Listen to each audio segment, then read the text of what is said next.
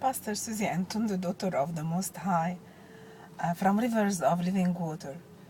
Our speech today is about the King who judged, finally, Jesus.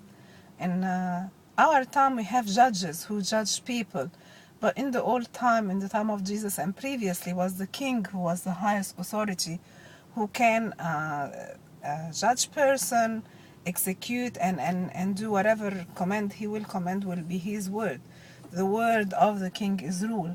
And that's Ponce Pilate. And all of us will be aware or remember that Ponce Pilate said that he found Jesus not guilty of any sin, of anything wrong, apart from the things that they want to judge him for, their religion.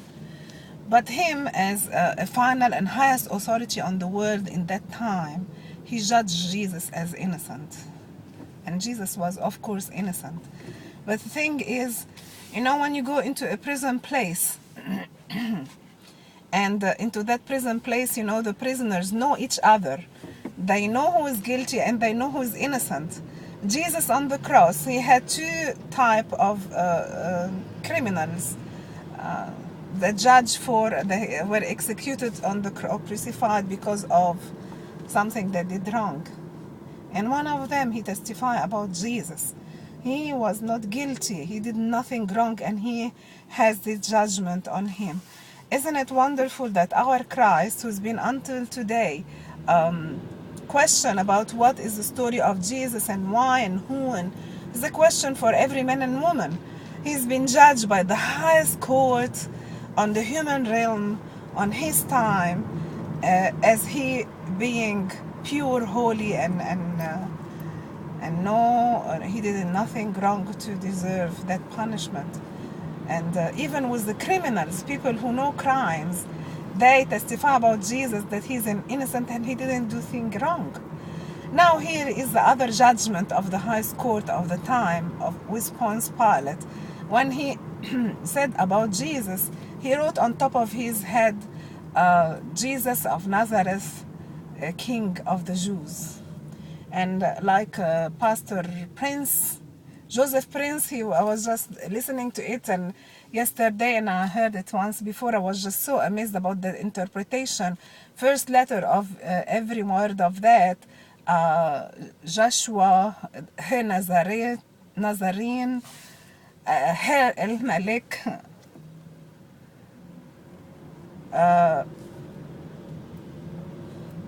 of the Jews, which is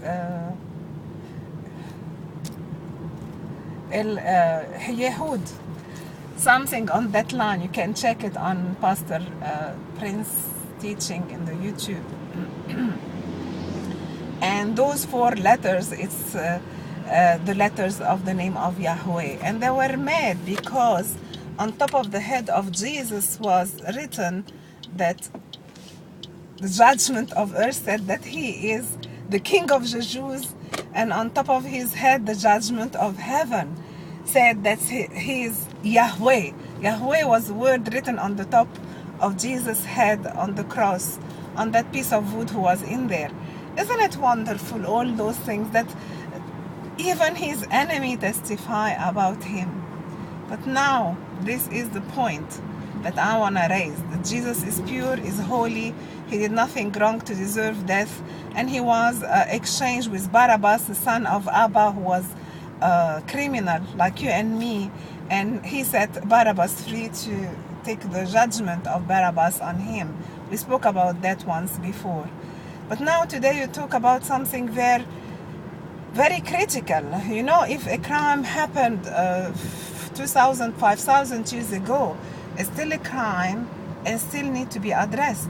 So what is the crime? Into the court, the Jews' court, the high priest judged Jesus. They were trying to find an excuse to execute him and to punish him for this, but they really didn't find much. But there's some false witness. They came and he said, he said that that temple be destroyed and he will build it in 3 times. And they're trying to get Jesus in trouble because of that word. But isn't it true that Jesus said that stone over stone will be stand in this temple. When his disciples were talking to him, and he was telling them about that fact, and all of them were very, very confused and confused and troubled. They say, if you want us to follow him on his kingdom, and he's telling us that this kingdom and the temple will be destroyed, not a stone will be over the other, what is this? What are we following? But brother and sister, the words of Jesus is a prophetic word of a God who knows what he's doing. He has no restriction with time like us. Time after Jesus' death, his prophecy and his words came to be true. And all the temple was destroyed after that, and a stone was not on a stone, like he said. And for more than 2,000 years, until now, the temple could not be rebuilt and will not be rebuilt the way that the Jews expected. Why is that? Because this is God, you see. So even for that crime that that took him on his word, and they want to judge him for this, brother and sister, listen to this. When he was on the way to be crucified, woman was crying and weeping on Jesus, and Jesus stopped and would tell them, do not cry upon me, do not weep for me, just weep for your children. That's a strong word. I'm telling you, the Jews should stand up for their ancestors, for that high priest who judged Jesus. And one of them has to come to apologize on behalf of the Jews, to remove that curse that came upon them, because they accused him of saying that the temple will be totally destroyed, which happened. So it means everything he said was true. Why the rest of the things that he spoke about wouldn't be true? Is it not a revelation for them to have their eyes open to see the truth that they cannot see, that they crucified the Messiah, the one that they're still waiting for him? But here is the story. In 1994, I was invited to a conference with the Jews, and first time in my life I met Jewish people. And on that time I was reading the story of Moses and how the Egyptian discriminate them and they treat them as slaves, and they were very harsh on them, very unhuman. And my heart was breaking, and then the first time in my life seeing Jews being raised in Egypt when we do not know we thought that this is your enemy all the time. But I knew that God loved them, and I loved them because of that. My heart was not knowing, that the truth that I hear in my culture is the real truth.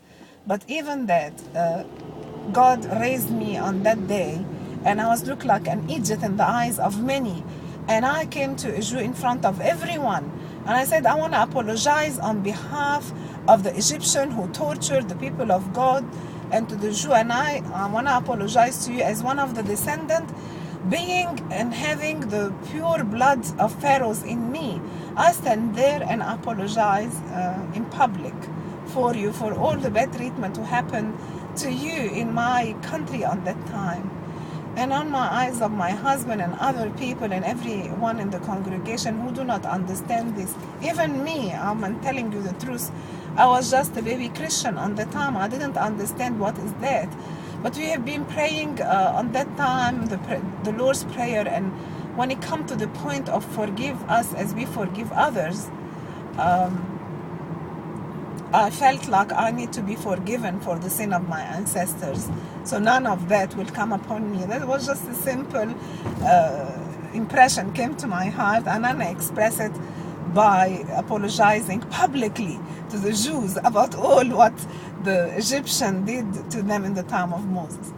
I'm not really into much of the things happening into the world, but I knew on that day that something is shifting towards Egypt to come into more grace to God, a reconciliation with the people of God. And I'm just challenging every Jew who can listen to this message today and look at me as a simple, brave woman who dare, after 5,000 years, to apologize about something who was done wrong, who was unjust and unfair to the people of God, who were the Jews on the time, and say, sorry, we treat you unfairly. Today, please, if you're a Jew and listen to this message, go and apologize to the Lord of Lords and the King of Kings and to your Messiah. As a Jew, it was true that stone over a stone was not standing anymore on the temple.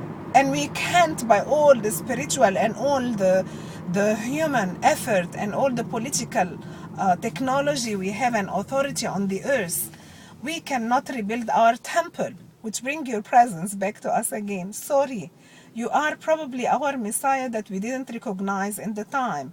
And you are sorry because we judge you and we crucified you. And it's us, like you said to the ladies who are on the cross of the Calvary, weep on your children.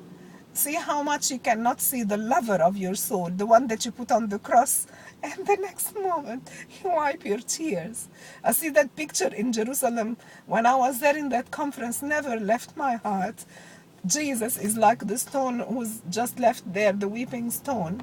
And it's a picture of Jesus on it, and they come and hit his head, their head towards that wall. And Jesus said to Saul, it's hard for you to kick.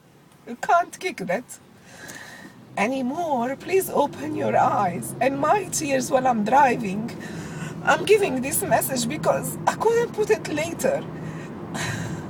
Could be my last message, could be message to come. But I'm telling you, apologize to the Lord and the Messiah. And tell him sorry. There was no stone left, another stone in the temple, and we cannot rebuild the temple because you said so. And you are the temple of God, and you are the Lamb of God who is meant to take the sins of the world. Let your heart be humble, that I was humble on that day, and I was really tortured at that day with my confession and my apology to the Jew from the Orthodox Egyptian priest, because it was very humiliating. What I said is just look like craziness, but I'm telling you, 2,000 years is none of the Jews stand there to apologize for the Lord of Lords. Be one of them. Stand there and confess him as your Messiah. Talk to him. Confess the sin of your ancestors as Nehemiah did and Ezra, and ask him to forgive the ancestor sin, that may God bring peace to Jerusalem and life to every Jew, that their eyes will be open and they see their Messiah face to face. Thank you for listening to this message, and may God open your eyes and pour his love upon you. Suzy, bye for now.